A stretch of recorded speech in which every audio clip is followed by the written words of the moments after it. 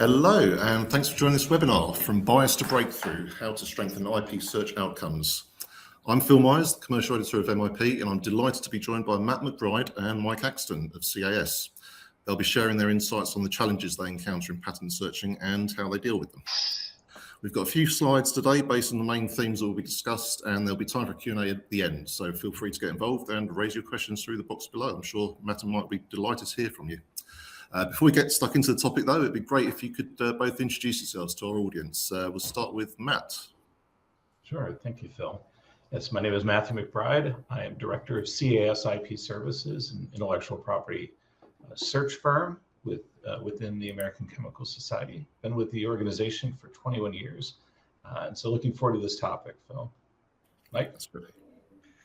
Hey, Matt. Good early morning to you. Hi, Phil. My name's Mike Axton. I'm the manager of the North American Customer Success Specialists at CAS. So we're a team of individuals that do some training and technical consultation when it comes to search, discovery, including in the IP space. I've been with CAS for 9 years and have a background in patent searching myself. Fantastic. Okay, so we're well placed to get started then. And I'd like to start with the first question. Just if you could cover the typical problems that you encounter in IP searching and particularly what our viewers should be aware of, and to help you go through that as our first slide. Yeah. Thank you, Phil. Yeah, we chose this topic really to make certain that we could talk at a high level about, even with the best tools and the best resources, how problems can happen. And so the first topic that Mike and I wanted to share a little bit is about this invisible hand, about how sometimes we have this challenge of looking at biases that we use as efficiency mechanisms. Sometimes they're rigid procedures or processes, but those aren't a weakness, but they can cause problems in intellectual property searching, right? Biases are meant for efficiencies, but sometimes we need to overcome them. So we want to share a little bit about some of the challenges on that. And Mike, I know you had some thoughts on kind of terminology and issues when searchers are performing their work. Yeah, that's right. And in general, today, well, a lot of the discussion will be around that human bias. It can affect how we build our strategy for a search. It can affect everyone in terms of how they approach the search, in terms of the terminology or the tools they use, and that can lead to some subconscious decisions that it's good to be mindful of this as we approach search and subsequent analysis of our results. So today we'll talk about some of that. We'll talk about the semantics of searching, and then some of the the traps that maybe folks can fall into that we should be mindful of. Absolutely. So I think that one of the challenges I'll start off with, Mike, I know when we talk to folks, is about building a query and finding the terms that are appropriate for your work, right? Whether that's a concept-based search, whether it's a structure-based search, regardless of it, there's a lot of biases that come in at the beginning in terms of building a query. I know with your training in your group, you often teach users how to do this. How do you talk to them about overcoming that first bias of building a query? Yeah, I think it's important to recognize that most of the time people have some familiarity with the art or technology that they're searching. That can have a benefit, right? I mean, it can give us a shortcut to relevant technology. It means we're familiar with that space. But then the downside is that it can lead to some sort of inherent creep into how we approach it. So people might be more inclined to use either corporate technology or the sorts of terms that they've experienced and seen in previous projects. That can cause folks to maybe miss out on third-party synonyms or known synonyms that are just known in that scientific space or technical space, or miss language that is used by governing or regulatory bodies. So what we do on our side when we're working with clients and maybe advising them is we encourage them to really think critically about building strong search hedges around each of the unique features or facets of what they're searching. If it's a prior art search, we're making sure that we're breaking down that invention into the most important features and then really scrutinizing each of those features to make sure that we're capturing not just synonyms, but also considering kind of the broader umbrella terms in a hierarchy.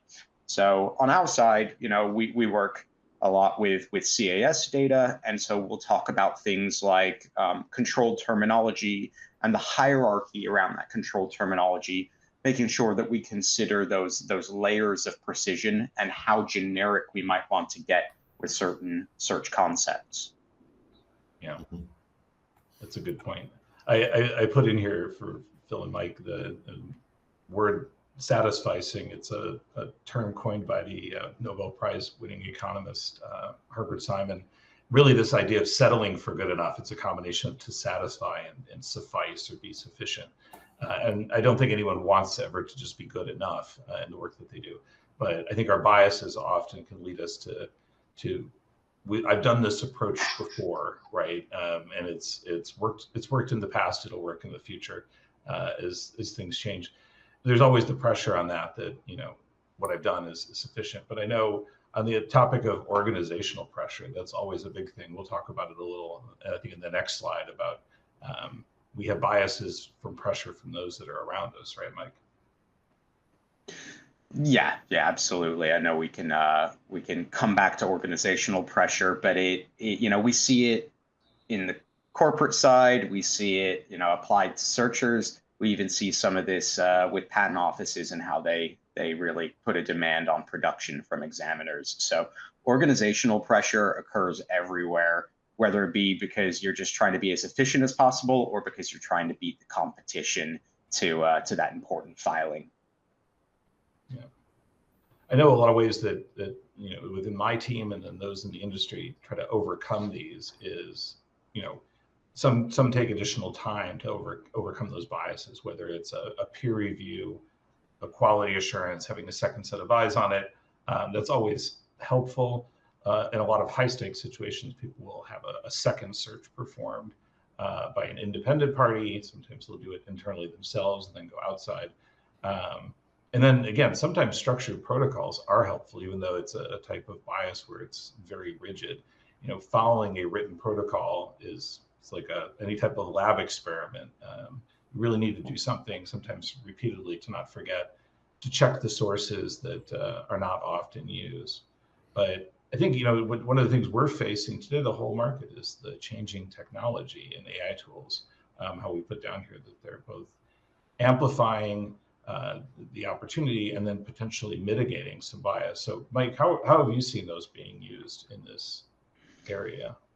Yeah, I think first of all, there's when we think about tools or search solutions, a lot of people do have a bias, right? Is it just because it's familiar? Often that's the case. Or there's this belief that historically it's been the most appropriate space to search certain content. Oftentimes it just comes down to user experience, and so people like to work with whatever tool is just easy for them and feels natural, even if it's not necessarily the best resource for comprehensive content in the space that they should be searching and analyzing. So there can be kind of a general tool bias. Like Exhaustiveness is a fantastic resource, but it's got limited content on Indian patents just due to the requirements for the data format that is submitted to their database. So even some of the most commonly known and public resources can have their deficiencies. And then in non-patent literature, which is of course really important in our space, searching in the sciences, you get really good resources out there for NPL, but they can be skewed either to certain tech or even just certain publishers due to copyright issues. So it's really important to be mindful of that.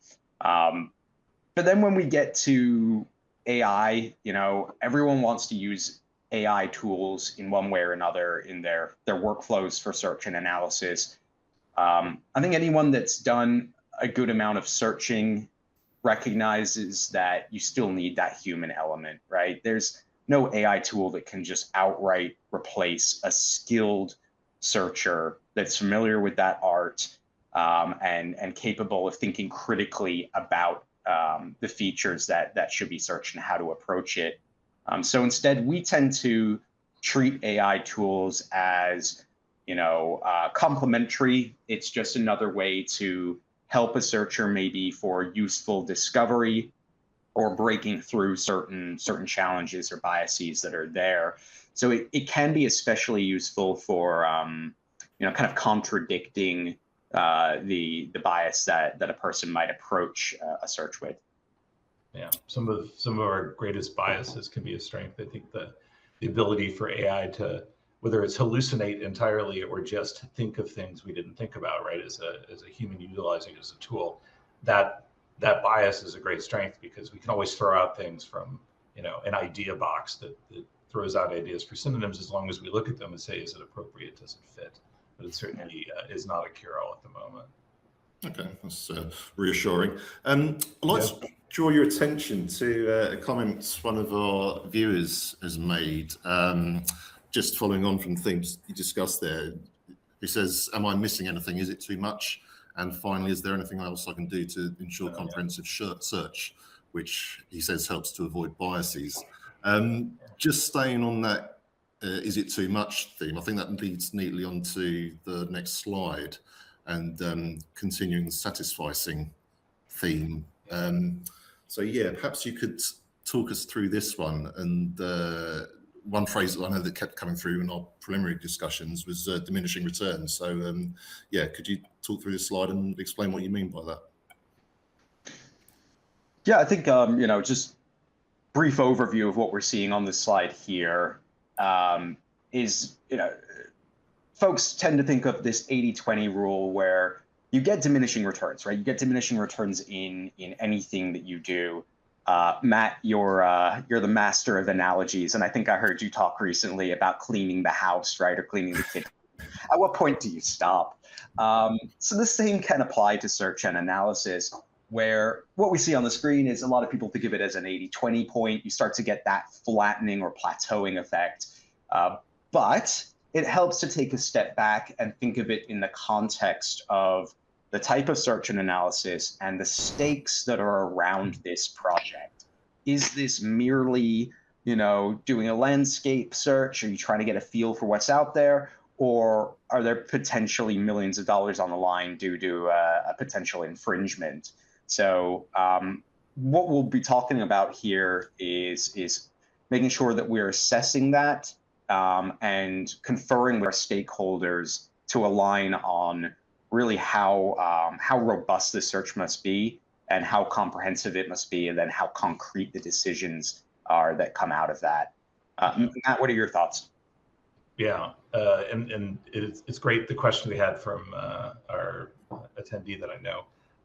It all is about, like, what outcomes are you looking, like, what do you hope to get out of this, right? If you just have family coming over, you're only going to clean to a certain level. You have important guests that have never been there, you're going to do a little bit more. But I think on this, a lot of it does hinge on what are you intending to do. You never know if you've retrieved everything. I mean, you can retrieve everything and have perfect recall, but you have too much information. You have so much that you have to weed out. So it's a constant balance, right? This graphic is evident to almost everyone, regardless of the subject matter you apply it to. But there's a point of diminishing returns, and it really is based on the intent of the work that you try to do, the aim of the work. So I think you just have to be aware of it, right? That at some point you have to accept that it's not going to be perfect, but you can't afford to invest more. I think it goes to risk, right, Mike? Yeah, absolutely. And it helps to assess the risk, not just at that time, but think further down the line, right? So the cost of a missed reference, it can be deferred. So if litigation is going to occur years later, sometimes that is more easily ignored, right? That ties back into the organizational pressure we talked about earlier. So again, it's important to recognize that there is a risk even if it is several years removed, and not just accept, good enough if we know that this could end up costing the organization a significant amount further into the future. So when it comes to risk, we should consider those tolerances and the differences like you see on the screen. Matt, I think some of these numbers are yours here, where there are some generally acceptable confidence levels for different types of search and analysis. And of course, when it comes to certain types, we have a little bit more leeway to say, okay, I've got a cutoff point. And again, it can also be affected by the business side of things. Like if we're talking about, a patentability search, sometimes there's a time frame that we need to work within, and you just do as best you can within that time frame. Whereas something like an FTO, we might need to take as long as it takes to make sure that we are fully confident in those results. Yeah.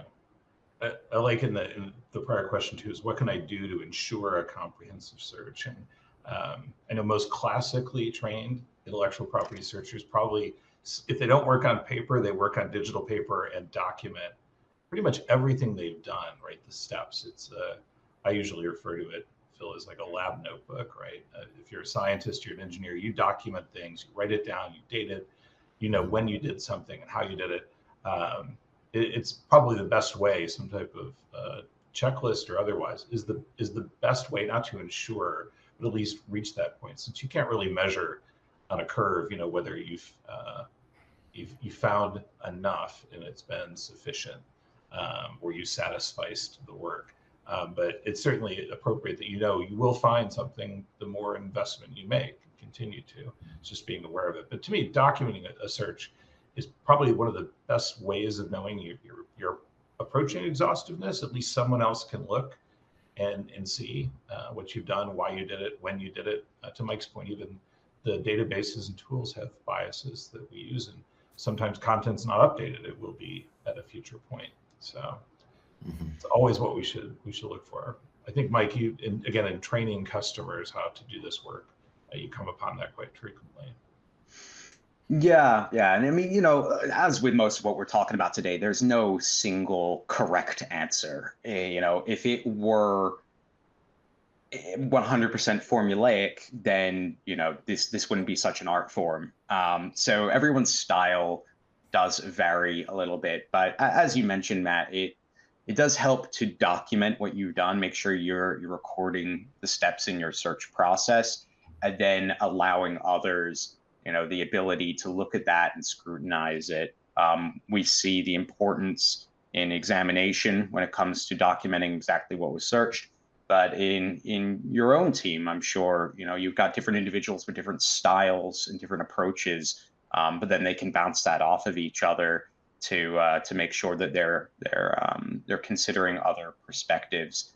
I don't know, Matt. Like, it could be hard to decide when you're done. Like, do you or your team members have a certain point where they're convinced that it's time to move on and then proceed to a deeper analysis or just getting into reporting? Can you speak to that? Yeah, I think everyone hits a point where they think that you certainly can't test for what you haven't found, right? You can only test for what you have found. And I think to that last point we had there, maybe red flag might be a big word for it, but is as you review the results that you have, if you identify something that sticks out that maybe a consideration to augment that search you've just documented, right? That you extend, but it is an iterative process. At some point, your iteration ends either because of timing, because of budget, because of that point where you think, we've found 99% of what we believe we can find, if at all. You can't really measure it, but I think this is again where we see on the horizon AI helping us with being able to look and say, is there something here I'm not seeing that's different? Is there terminology that's not there? Can you graph out these documents and tell me if there's something that in one that's not seen in others? Sometimes those are the hardest to do, the time-intensive work, right? And that's where you point that, hit that point of diminishing returns. So budget is a big part. Running out of time, running out of the resources to get the work done, I think, is the biggest part. You know, Matt, I want to address one of the comments we see in the chat here, which is super important, which is that, you know, patents are written in a way that obfuscates what is really there. You know, they're they're obligated to disclose the invention, but then they try to write it in a way where it's not so clear what's within that patent. And that's something the good searchers keep in mind. This is related to some of the topics we're going to be discussing in the later slides, but it's also tied to the last point that's on the screen right here, which is red flags that should trigger in our minds that we need to do a deeper dive and that we've probably missed something. So if you already have some documents, whether it be patent or non-patent literature, that you know is relevant to this space, and if you're not seeing that in your results, then that is immediately a red flag that you probably need to add some additional strategies or a different approach. That's something we talk about a little bit later, is, you know, different styles of approaching a search. I don't know are there any other like red flags that come to your mind beyond, you know, missing a reference that you know that you should be seeing?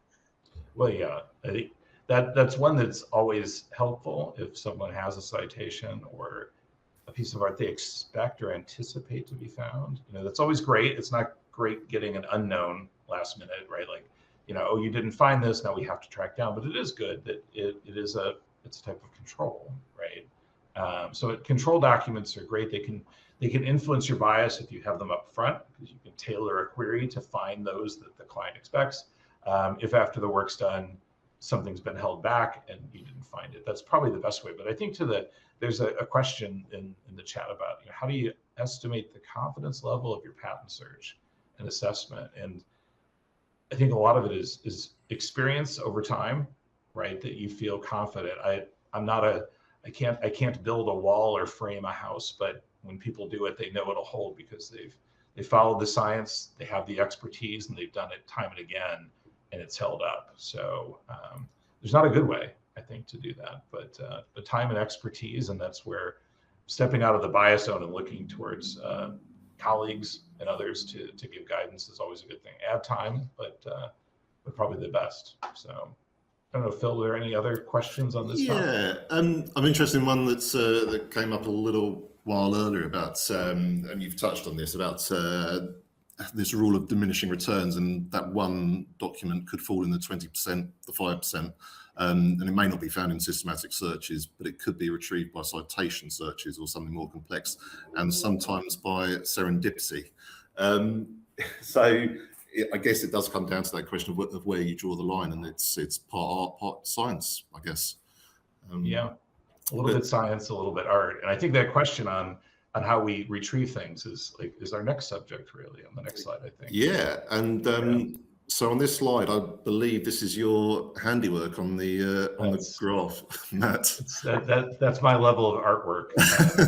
So no, we did not hire a specialist to do the artwork. might address our question that we have, really, which is how can practitioners move beyond direct citations to uncover the wider network, as you see here, of ideas? Go ahead. Yeah, I think most experienced searchers know, we all know everything's connected to one another. I had used this as the degrees of separation, the Kevin Bacon effect, for those that know that subject matter. We can all be connected to another person through, whether it's people we know or things we buy and own, or anyway. But that idea that, everything is connected to one another in the proper tools. I know we had one comment in there, the right choice of tools, or having a set of tools that allows us to connect one document, one piece of art to another. We just have to figure out how those connections are made one to the next, right? The chain, whether that's the same chemistries indexed in both of them, they're the same inventor over time has connected one document to another, assignees, classification codes. It can be pretty much anything that connects one to the other. The tools that we use should enable us to make those connections. Again, we'll miss something if we can't get to that point, if we exhaust time or resources. But that's where having the proper databases, the proper tools, and the proper expertise really comes into play. And I know those connections are changed depending on the subject area or time. And I know you've seen a lot of examples, Mike, of where those connections, sometimes in the hidden connection of concepts. Yeah, that's right. So, a big part of this this topic for me is around, again, humans and their bias. But I would like to touch briefly on the area of just tools. They all have their strengths and weaknesses. And as I mentioned earlier, sometimes people prefer certain tools just largely because of the user experience. They might not even think that critically around, what's happening behind the scenes with the content, or even the features or capabilities within that tool to enable a different approach to searching. Obviously, a lot of people simply use classifications and a keyword-based approach. But others may have stronger approaches for citation mapping. Others might be stronger in non-patent literature or different languages. Now, when it comes to Matt's Kevin Bacon effect that we see here on the screen, how do you cross that bridge between patent and non-patent literature? Sometimes that is a critical approach, depending again on the domain.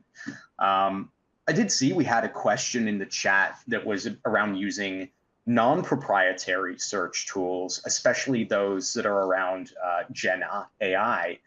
For myself, I'm still trying to find the best way to leverage modern technology in AI.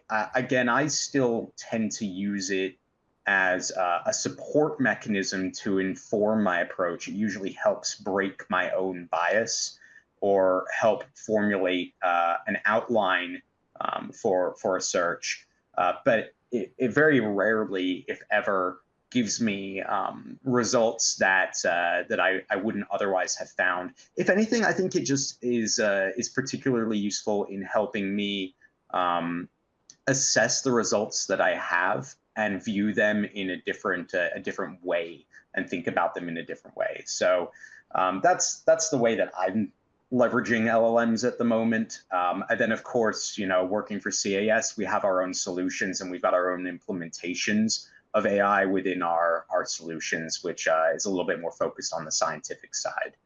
But as I mentioned earlier, Matt, there's certainly some human aspects to this as well that I'd like to address, especially when it comes to recognizing related documents or related art in this way that you see in the image on the right. I don't know. Do you have any particular thoughts on this? Yeah, I like the question about AI because it's a tool. All of these are tools, whether I can link citations, chemistry, concepts. To me, it almost goes to the last point. Not that we have great mapping tools that always work. In some areas we do, but I saw it as the two comments that it's the choice of the tools that you have and then choosing the right tool, right? So I see generative AI in many ways helping you think outside of the box, whether it's a concept, it's a classification. I can much more quickly analyze a large series of documents sometimes. Might not always trust the analysis through an AI tool, but I can look at it and say, what is it telling me? It's no different than my colleague who may look over my shoulder with a cup of coffee and say, that looks interesting, right? I think this goes back even to the first topic of bias, that idea of tunnel vision. Like, the world's constantly changing. I've been in this industry for 24 years now.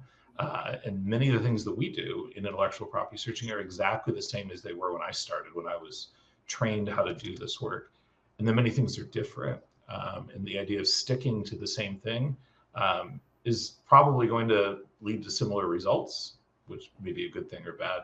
But you will miss information. I think that the advantage for most searchers is they're curious by nature. So they may not instantly go towards new tools and solutions, but they'll look at them. They'll see the opportunity, right? Where it's always a new day and age, and so we're coming along for that ride. Yeah, sure. Just staying on AI, I think one thing that's often said about it is it depends on the input you give it. I know I found that personally, which leads us onto the next slide, I would say, and drilling down a bit on semantics.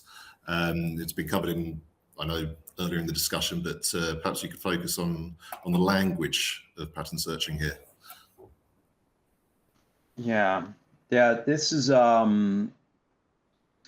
something that can affect everyone, right? You often get this aspect of people like to think of each individual feature and just think about the synonyms around it, and they're just building out maybe a search hedge with synonymous words. They might go to a thesaurus or something like that, or they might even have their own search hedges that they've saved, and then they just reuse those, maybe updating them occasionally. Not that those practices are bad, but we shouldn't use them as a crutch. So, for example, terminology does evolve over time, and that can happen quite quickly. So if you're finding that you're using the same search hedges over and over again, and then really only updating that every few years, that could be problematic. We've seen an evolution in terms of gene editing, going to genome engineering. What used to be deep learning now is more described by specific model names or techniques. In the scientific space, one example I have here, if someone looks for PROTAC, they might be missing papers talking about bifunctional degraders or specific enzymes.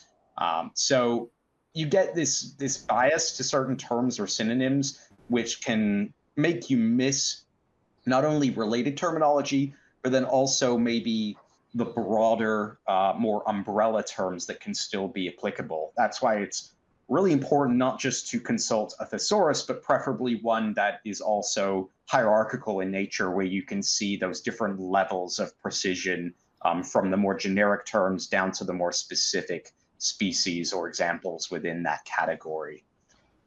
Yeah, Matt, do you have any thoughts on this when it comes to the the building of a search hedge? Yeah, and it goes to one of the questions that we had answered, but to that idea that the language is meant to obscure but still describe, right? So on this topic, although neither Mike or I do a lot on cellular technology, we have another example in a minute, but on this topic, you could describe it as anything from a personal handheld device, right, to a cell phone, to a mobile phone, right? We all remember we had personal organizers at one point where we would put all our contacts in manually with a little keyboard. So the way that things are described are challenging. Thesauri are a way to help. AI could be a way to help with synonyms, but then also thinking about how it can be obscured. So things change over time, as we've shown here, but also as many of us have experienced my audio is the kind of change of terms where you can multi-compound words can be described in multiple ways. So it is really a challenge to think about how that's going to be described. I think it's where, again, reviewing the results and looking at how that language is described or claimed the results, you can find additional synonymous terms to use. It's often the most tedious way, but probably the most beneficial to see the variety of description.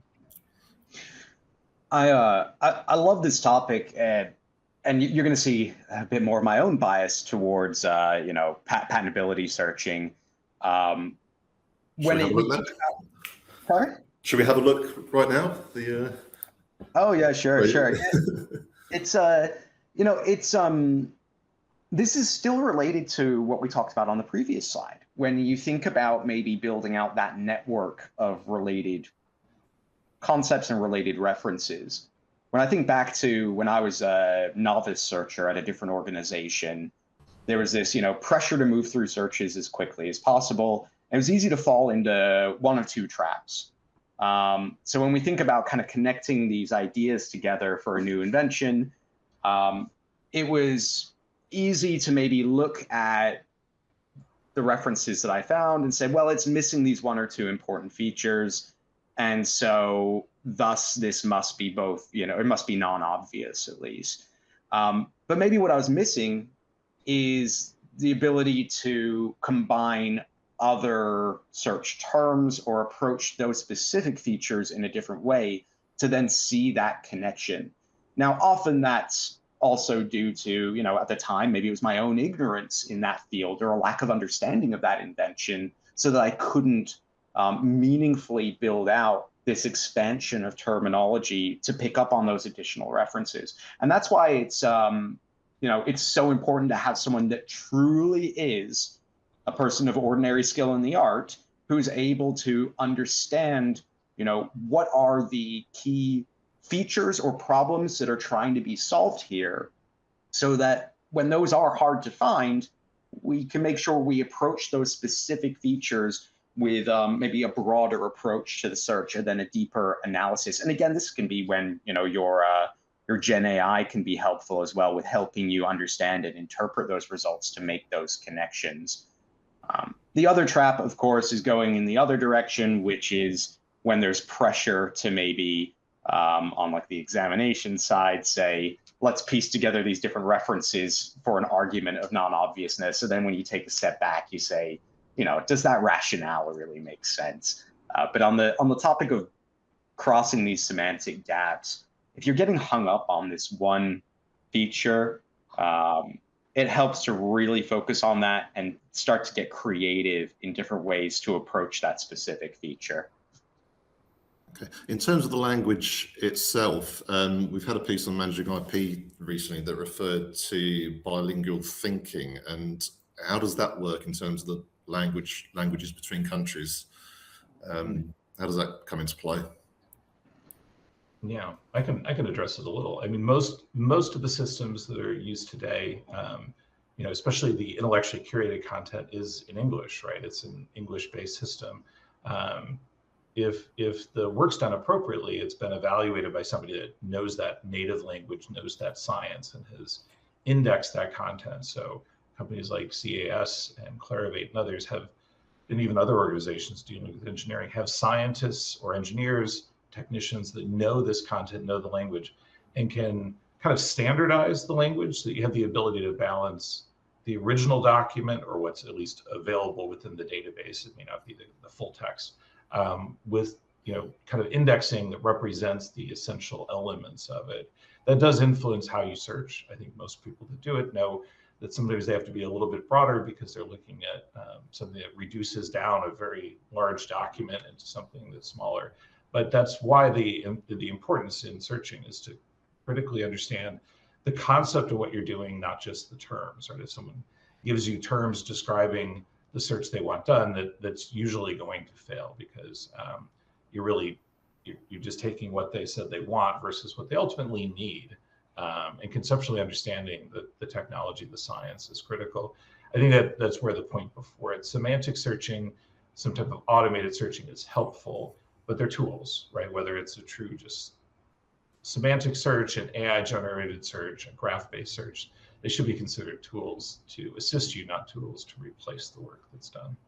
Okay, so just staying with AI again, which seems to be a recurring theme. We've had a comment from another member of our audience. We are moving from known terminologies to static thesaurus lexicon to prompted thesaurus synonyms to gathering more synonyms using AI. With AI now, the user needs to use his terminology, and the AI will help find more similar technology keywords. Life has become simpler. My question is, has life become simpler? I wouldn't say so. I think it's that aspect. We often talk in some of our high levels about the data that our organization sees, that there's more. The volume has increased, the complexity has increased. That is the types of technology. And then the density of content disclosed within a document has increased, right? So we've got this ball of content that just keeps growing, but not just in volume in terms of the number. So I think it does make it simpler, but that's what tools should do, right? Before CAS and others helped create, databases of chemical structures, it was name-based. It was very difficult and laborious to do the work, almost impossible. So these tools, I think, are here to help overcome the barriers that will continually be created. And I think to our comment that was submitted, I think it's only going to lead to people trying to be more creative in how they disclose or write patents to make it more difficult to find, because part of that is the game of making it a little bit more difficult. So they're just tools like anything else to make life a little easier. I think simpler is true. It'll continue to stay complex. Mike, what are your thoughts? Yeah, I think when we use the word simpler, it makes life different. It might be able to give us a different approach and give us a bit more confidence that we're building out strong searches where we're starting to discover additional synonyms. And that's a positive, right? I mean, it's complementing our own brain and our own understanding of that technology. But again, there can be traps. And when you're working with something like an LLM, what's it really using to give you those synonyms? What data is it accessing? I mean, if I'm working with, one of the public models that's out there, is it looking at the full text of, scientific journal articles? Is it looking at clinical trials? Is it looking at lab reports? How deep is it really going when it's scraping, general documentation that you might find on the internet to provide those suggestions? So, it certainly is a boon, but it doesn't replace the need of having someone that's strong in that art who then knows how to formulate a search based off of not only their understanding of a concept and the synonyms around it, but then again also the main thrust behind their search, so they don't get derailed or swayed by the output from an LLM. And that's why, again, like if you have the opportunity to work with AI tools that are maybe specific to certain technology, that have been trained on certain content, then that is going to give you a higher value output to inform your approach. Okay, thank you. I've had another question that's come in, a slightly different topic, but staying with the language theme. Have you tested any PTAB cases, the Patent Trials and Appeal Board cases, to see if new references used by petitioners are so idiosyncratic that they are not searchable by normal means, relating to tools again as well, I guess? Shall I pick that one up? I don't know if I could answer that one. It is a good question. I don't know, Mike. Any thoughts on it? No, similarly, I'm not sure I'm prepared to answer that one right now. It's a really good question, though. I like the idea. Yeah, I mean, we certainly see, more and more obfuscation, especially, and it's just the nature of how technology advances as well. Like, again, I'm in the scientific space, so we just see more inventions that are crossing several different areas of the sciences, and that can make it harder to search in general. But to this question, no, I mean, I haven't personally worked with specific PTAB cases to my knowledge. Yeah. Okay, that's fine. Still got a couple of minutes if you'd like to get any more questions in for Matt and Mike while they're here. A quick one that you may have addressed already, Matt, directed to yourself, is would AI do a better job than indexing? Oh, well, I think AI is the promise of tomorrow, which is long off, is that it will do a job that people can't do, whether that is indexing documents that you intellectually can't afford to do, but you still have to have access to the content, right? Much of the non-patent literature world is buried or discoverable but hidden, right? Because the full text is not accessible, or if it is accessed, the rights have to be granted or somebody found a way to get it. So I think AI again is a tool. It's a tool that's meant to make everyone's lives better, whether I'm driving my car and I verbally tell Siri to do something for me and use that type of model. But I don't think it'll replace the intellectual need for people to do that work. Unless we have AI both searching and writing our documents, and we completely give up the entirety of intellectual property to electronic systems that is devoid of human interaction. So I don't think it'll ever happen, but I think it's another tool as a component. Okay, yeah, sounds like there's some way off that. Okay, so yeah, we've covered AI, we've covered Kevin Bacon, we've covered house cleaning, and it's been great to get the engagement from the audience, but I think we can bring the discussion to a close here. And yeah, thanks to both of you for sharing your insights, and thank you to the audience for joining. Just a bit of housekeeping, the recording of the session will shortly be available to watch back on demand if you want to go over anything again.